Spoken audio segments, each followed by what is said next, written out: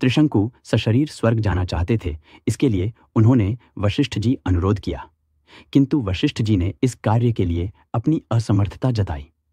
त्रिशंकु ने यही प्रार्थना वशिष्ठ जी के पुत्रों से भी की, जो दक्षिण प्रांत में घोर तपस्या कर रहे थे।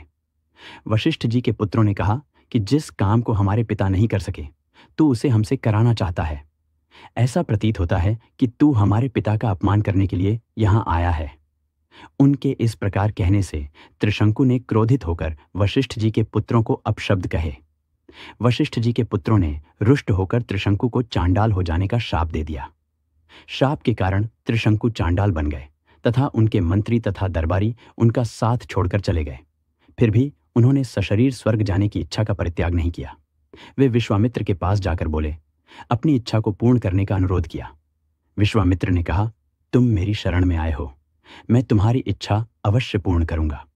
इतना कहकर विश्वामित्र ने अपने उन चारों पुत्रों को बुलाया, जो दक्षिण प्रांत में अपनी पत्नी के साथ तपस्या करते हुए उन्हें प्राप्त हुए थे, और उनसे यज्ञ की सामग्री एकत्रित करने के लिए कहा।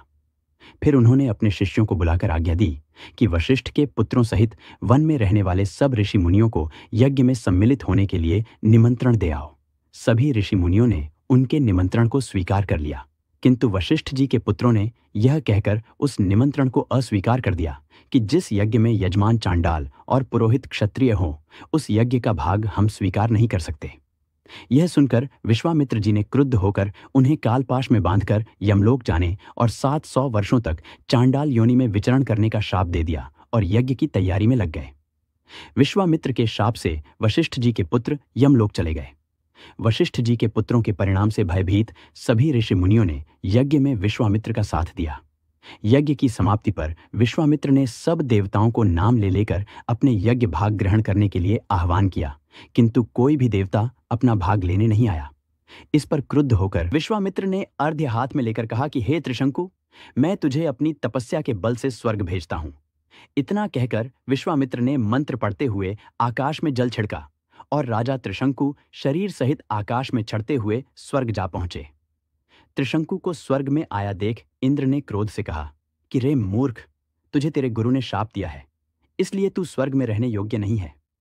इंद्र के ऐसा कहते ही त्रिशंकु सिर के बल पृथ्वी पर गिरने लगे और विश्वामित्र से अपनी रक्षा की प्रार्थना करने लगे।